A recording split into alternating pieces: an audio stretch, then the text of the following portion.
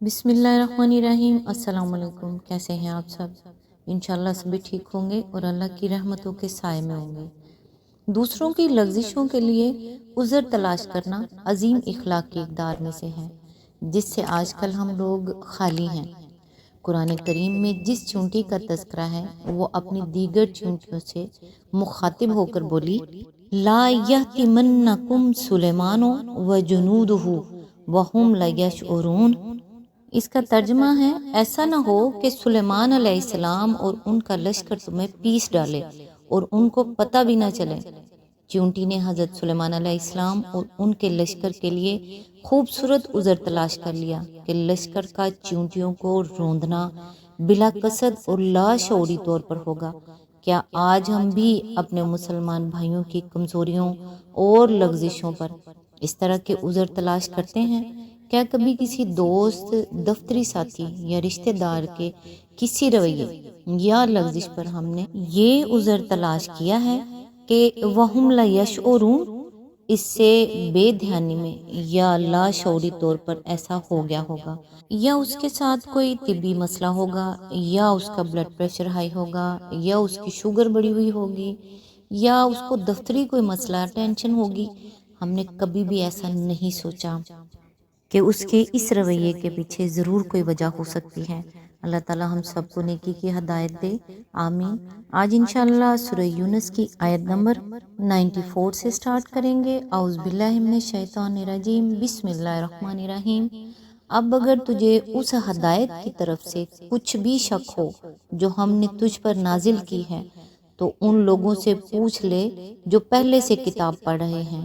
فی الواقعہ یہ تیرے پاس حق ہی آیا ہے تیرے رب کی طرف سے، لہٰذا تو شک کرنے والوں میں نہ ہو۔ آیت نمبر 95، اور ان لوگوں میں شامل نہ ہو جنہوں نے اللہ کی آیات کو جھٹلایا ہے، ورنہ تو نقصان اٹھانے والوں میں سے ہوگا۔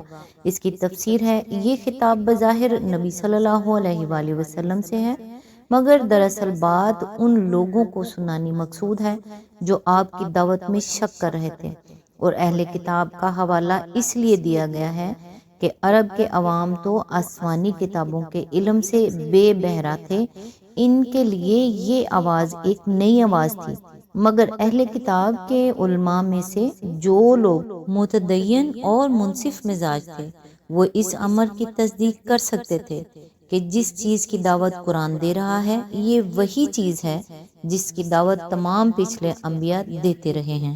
آیت نمبر 96، حقیقت یہ ہے کہ جن لوگوں پر تیرے رب کا قول راست آ گیا ہے ان کے سامنے خواہ کوئی نشانی آ جائے۔ اس کی تفسیر ہے، یعنی یہ قول کہ جو لوگ خود طالب حق نہیں ہوتے اور جو اپنے دلوں پر ضد، تعصب اور ہٹ درمی کے کفل چڑھائے اور جو دنیا کے عشق میں مدہوش اور عاقبت سے بے فکر ہوتے ہیں، انہیں ایمان کی توفیق نصیب نہیں ہوتی۔ آیت نمبر 97، وہ کبھی ایمان لا کر نہیں دیتے جب تک کہ دردناک عذاب سامنے آتا نہ دیکھ لیں۔ آیت نمبر 98، پھر کیا ایسی کوئی مثال ہے کہ ایک بستی عذاب دیکھ کر ایمان لائی ہو اور اس کا ایمان اس کے لیے نفع بخش ثابت ہوا ہو؟ یونس علیہ السلام کی قوم کے سوا اس کی کوئی نظیر نہیں۔ وہ قوم جب ایمان لے آئی تھی تو البتہ ہم نے اس پر سے دنیا کی زندگی میں رسوائی کا عذاب ٹال دیا تھا اور اس کو ایک مدت تک زندگی سے بہرہ مند ہونے کا موقع دے دیا تھا۔ اس کی تفسیر ہے، یونس علیہ السلام جن کا نام بائبل میں یونا ہے اور جن کا زمانہ سن 784 سے سن 860 قبل مسیح کے درمیان بتایا جاتا ہے۔ اگرچہ اسرائیلی نبی تھے مگر ان کو اشور یعنی اسیریا والوں کی ہدایت کے لیے عراق بھیجا گیا تھا، اور اسی بنا پر اشوریوں کو یہاں قوم یونس کہا گیا ہے۔ اس قوم کا مرکز اس زمانے میں نینوی کا مشہور شہر تھا جس کے وسیع کھنڈرات آج تک دریائے دجلہ کے مشرق کنارے پر موجودہ شہر موصل کے عین مقابل پائے جاتے ہیں، اور اسی علاقے میں یونس نبی کے نام سے ایک مقام بھی موجود ہے۔ اس قوم کے عروج کا اندازہ اس سے ہو سکتا ہے کہ اس کا دارالسلطنت نینوی تقریباً 60 میل کے دور میں پھیلا ہوا تھا۔ قرآن میں اس قصے کی طرف 3 جگہ صرف اشارات کیے گئے ہیں، کوئی تفصیل نہیں دی گئی۔ ملاحظہ ہو سورہ انبیاء آیات 87 اور 88، الصفات آیت 139 اور 148، القلم آیت 48 to 50۔ اس لیے یقین کے ساتھ نہیں کہا جا سکتا کہ یہ قوم کن خاص وجوہ کی بنا پر خدا کے اس قانون سے مستثنیٰ کی گئی کہ عذاب کا فیصلہ ہو جانے کے بعد کسی کا ایمان اس کے لیے نافع نہیں ہوتا۔ بائبل میں یوناہ کے نام سے جو مختصر سا صحیفہ ہے، اس میں کچھ تفصیل تو ملتی ہے مگر وہ چندہ قابل اعتماد نہیں ہے، کیونکہ اول تو نہ وہ آسمانی صحیفہ ہے، نہ خود یونس علیہ السلام کا اپنا لکھا ہوا ہے، بلکہ ان کے 400-500 برس بعد کسی نامعلوم شخص نے اسے تاریخ یونس کے طور پر لکھ کر مجموعہ کتب مقدسہ میں شامل کر دیا ہے۔ دوسرے، اس میں بعض صریح محملات بھی پائے جاتے ہیں جو ماننے کے قابل نہیں ہیں، تاہم قرآن کے اشارات اور صحیفہ یونس کی تفصیلات پر غور کرنے سے وہی بات صحیح معلوم ہوتی ہے جو مفسرین قرآن نے بیان کی ہے کہ حضرت یونس علیہ السلام چونکہ عذاب کی اطلاع دینے کے بعد اللہ تعالیٰ کی اجازت کے بغیر اپنا مستقر چھوڑ کر چلے گئے تھے، اس لیے جب آثار عذاب دیکھ کر اشوریوں نے توبہ و استغفار کی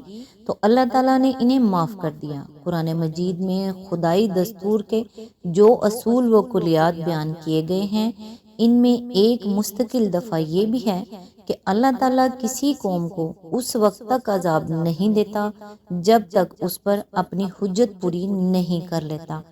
بس جب نبی نے اس قوم کی مہلت کے آخری لمحے تک نصیحت کا سلسلہ جاری نہ رکھا اور اللہ کے مقرر کردہ وقت سے پہلے بطور خود ہی وہ ہجرت کر گیا تو اللہ تعالیٰ کے انصاف نے اس کی قوم کو عذاب دینا گوارا نہ کیا، کیونکہ اس پر اتمام حجت کی قانونی شرائط پوری نہیں ہوئی تھی۔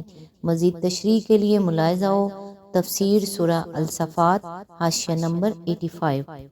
مطلب یہ ہے کہ آخرکار معاملہ اس خدا کے ساتھ ہے جس سے کوئی چیز چھپ نہیں سکتی، اس لیے بالفرض اگر کوئی شخص دنیا میں اپنے نفاق کو چھپانے میں کامیاب ہو جائے اور انسان جن جن معیاروں پر کسی کے ایمان و اخلاص کو پرکھ سکتے ہیں ان سب پر بھی پورا اتر جائے تو یہ نہ سمجھنا چاہیے کہ وہ نفاق کی سزا پانے سے بچ نکلا ہے۔